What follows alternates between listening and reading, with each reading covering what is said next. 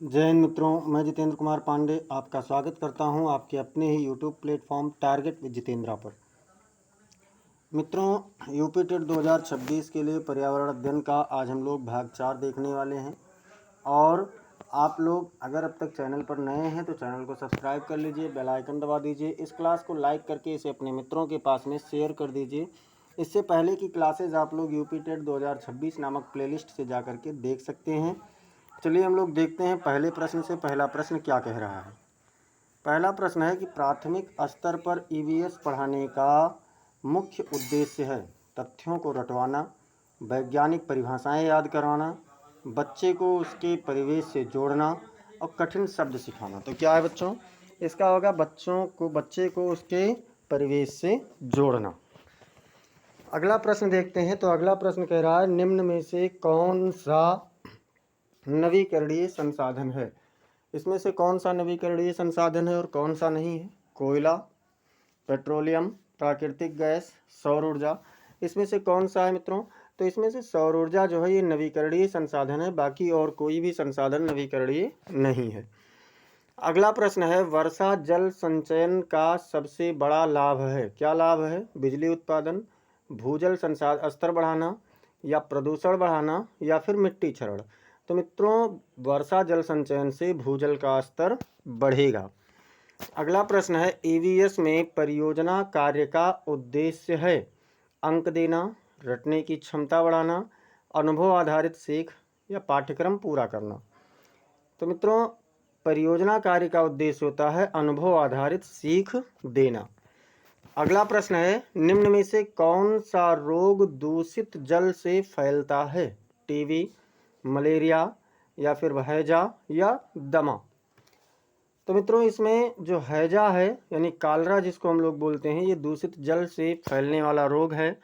अगला प्रश्न है प्राथमिक कक्षाओं में पर्यावरण अध्ययन को अलग अलग विषयों में नहीं बांटा जाता क्योंकि ये कठिन विषय है, बच्चों की समझ समग्र होती है, शिक्षक कम होते हैं, या समय की कमी होती है। तो क्या होता है, बच्चों की समझ समग्र होती है, इसलिए पर्यावरण अध्ययन को अलग अलग विषयों में नहीं बांटा जाता है। अगला प्रश्न है वनों की कटाई का प्रमुख दुष्परिणाम है। क्या है बच्चों। मित्रों, वर्षा में वृद्धि, जैव विविधता में कमी, भूमि की उर्वरता बढ़ना और जल संरक्षण। तो वनों की कटाई से जैव विविधता में कमी आ रही है। अगला प्रश्न है निम्न में से कौन सा जैव अपघटनीय कचरा है। प्लास्टिक, कांच, सब्जियों के छिलके, या फिर थर्मोकोल। तो मित्रों, इसमें से सब्जियों के छिलके जैव अपघटनीय हैं, बाकी और कोई भी जैव अपघटनीय नहीं है। अगला प्रश्न है ईवीएस शिक्षण में क्षेत्र भ्रमण का लाभ है समय की बर्बादी, केवल मनोरंजन, वास्तविक अनुभव, परीक्षा की तैयारी। तो क्या होता है इसमें होता है वास्तविक अनुभव। अगला प्रश्न है स्वच्छ भारत अभियान का मुख्य उद्देश्य है रोजगार, शिक्षा, स्वच्छता, या परिवहन। तो क्या है मुख्य उद्देश्य मित्रों। मुख्य उद्देश्य इसमें से है स्वच्छता। अगला प्रश्न है निम्न में से कौन सा घरेलू प्रदूषण का कारण है। वाहनों का धुआं, प्लास्टिक जलाना, औद्योगिक कचरा, या लाउड स्पीकर। घरेलू प्रदूषण की बात है और ये है प्लास्टिक जलाने से ऐसा समस्या होता है। अगला प्रश्न है ईवीएस में कहानी विधि का प्रयोग इसलिए किया जाता है क्योंकि समय कम लगता है, बच्चे रुचि लेते हैं, शिक्षक को सुविधा होती है, या पाठ छोटा होता है। तो क्या होता है बच्चों, इसमें बच्चे रुचि लेते हैं। अगला प्रश्न है निम्न में से कौन सा जीव उभयचर है। उभयचर मतलब जो पानी में भी रह सकता है और स्थल पर भी रह सकता है। सांप, मेढक, गाय, या फिर कबूतर। तो इसमें कौन है मित्रों, इसमें है मेढक। कौन है, मेढक है। अगला प्रश्न है ठोस कचरा प्रबंधन का पहला सिद्धांत है पुनर्चक्रण, पुनः उपयोग, कम कचरा करना, या फिर नष्ट करना। तो ठोस कचरा प्रबंधन का क्या है, पुनर्चक्रण, मतलब उसका रिसाइकलिंग किया जाए तो वो पुनः उपयोग में आ जाएगा। अगला है एक मिनट पहला सिद्धांत पूछ रहा है तो reduce, reuse and recycle. Reduce यानी कचरा का प्रयोग कम करना। अगला प्रश्न है बच्चों में पर्यावरण के प्रति संवेदनशीलता विकसित करने का सर्वोत्तम तरीका है? भाषण, चार्ट, स्वयं उदाहरण प्रस्तुत करना या परीक्षा? तो क्या है? सबसे प्रमुख है स्वयं उदाहरण प्रस्तुत करना। अगला प्रश्न है, निम्न में से कौन सा संक्रामक रोग नहीं है? खसरा, पोलियो, मधुमेह या फिर चेचक? तो इसमें जो मधुमेह है ये संक्रामक नहीं है। संक्रामक मतलब कि जो संपर्क में आने से नहीं फैलता है, शुगर जिसको बोलते हैं। अगला प्रश्न है, जल ही जीवन है कथन दर्शाता है? जल की प्रचुरता, जल की अनावश्यकता, जल का महत्व या फिर जल प्रदूषण? तो क्या दर्शाता है मित्रों? जल का महत्व। अगला प्रश्न है, ईवीएस का संबंध मुख्यतः किससे है? केवल विज्ञान, केवल समाज, बच्चे का परिवेश या केवल भूगोल? तो ईवीएस का मुख्य संबंध जो है ये बच्चे के परिवेश से है। किससे है? बच्चे के परिवेश से। अगला प्रश्न है, निम्न में से कौन सा प्रदूषण श्रवण शक्ति को प्रभावित करता है? जल प्रदूषण, वायु प्रदूषण, ध्वनि प्रदूषण या मृदा प्रदूषण?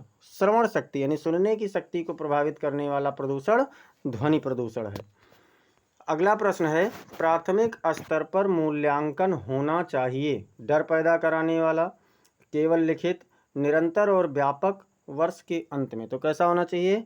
निरंतर और व्यापक मूल्यांकन होना चाहिए। अगला प्रश्न है, ईवीएस में चित्रों का प्रयोग किस लिए उपयोगी है? सजावट के लिए, समय पास या फिर समझ बढ़ाने हेतु या परीक्षा? तो किस लिए है मित्रों? समझ बढ़ाने हेतु। अगला प्रश्न है, निम्न में से कौन सा स्वच्छ ईंधन है? कोयला, लकड़ी, सीएनजी या फिर डीजल? तो कौन सा है इसमें से? इसमें से है आपका सीएनजी, जो कि स्वच्छ ईंधन माना जाता है। अगला प्रश्न है, रिड्यूस, रीयूज, रिसाइकिल का संबंध है? स्वास्थ्य से, पर्यावरण संरक्षण से, परिवहन से या ऊर्जा से? तो किससे संबंध है इसका? पर्यावरण संरक्षण से। अगला प्रश्न है, ईवीएस में समूह कार्य से विकसित होता है? प्रतिस्पर्धा, सहयोग, भय या फिर रटना? तो क्या विकसित होता है मित्रों? इससे सहयोग विकसित होता है।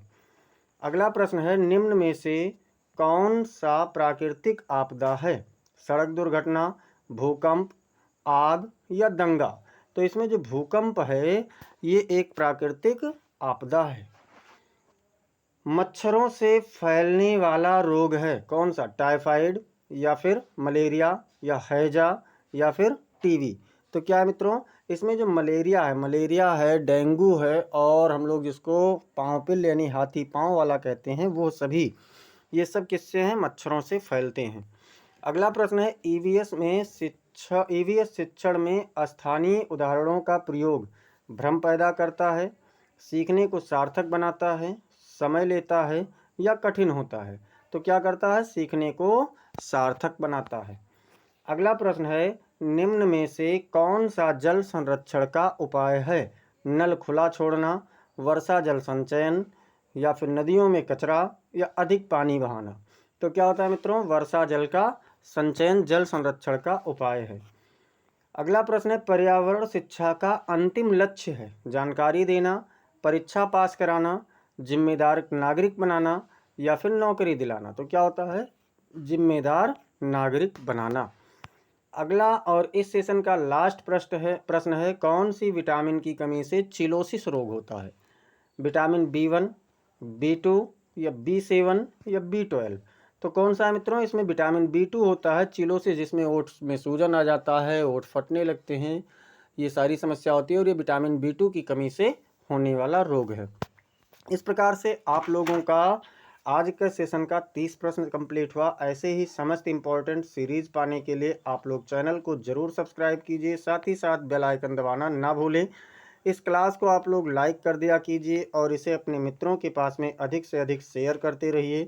कमेंट सेक्शन में आप लोग अपना फीडबैक जरूर दीजिए, साथ ही साथ ये भी बताते रहें कि कितने प्रश्न आपके सही गए। मिलते हैं फिर अगले प्रश्न में, अगले प्रश्नों की सीरीज में। तब तक के लिए जय हिंद, जय भारत।